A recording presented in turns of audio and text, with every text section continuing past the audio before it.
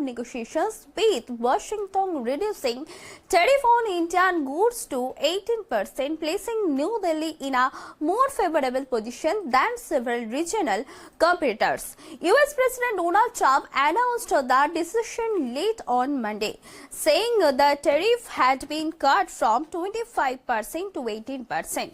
He also said an additional 25% tariff imposed over India's purchases of Russian oil had been withdrawn. In a post on his Truth Social platform, Mr. Trump claimed that India had agreed to stop buying Russian oil. However, the Indian government has not made any official statement confirming this, and no timelines or conditions were specified. With the revised tariff rate, India now faces lower US levies than countries such as China, Pakistan and Vietnam, at a time when several Asian economies are seeing surf tariff increases from Washington.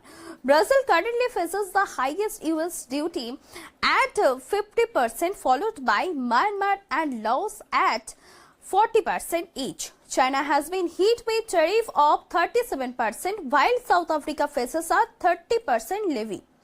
Within South and Southeast Asia, Vietnam and Bangladesh faces tariffs of 20%, while Pakistan, Malaysia, Cambodia and Thailand have duties of around 19%. Against this backdrop, India's tariff exposure is relatively moderate, potentially improving its competitiveness in the US market.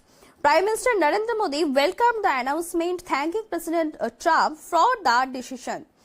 Wonderful to speak with my dear friend President Trump today, Mr. Modi said in a statement. Delighted that Made in India products will now have a reduced tariff of 18%. Big thanks to President Trump on behalf of 1.4 billion people of India. Mr. Modi added that cooperation between the two countries, which he described as the world's largest democracies, benefits people on both sides and unlocks immense opportunities for mutually beneficial cooperation.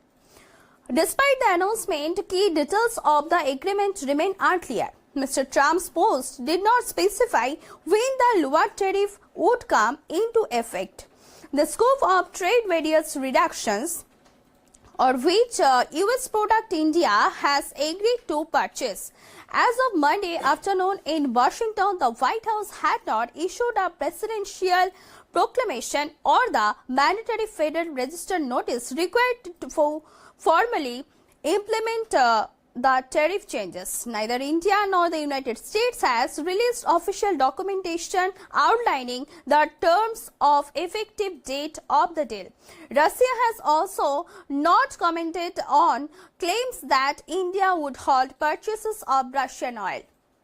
Stay tuned with us for more updates. Do like, comment, share and subscribe the channel.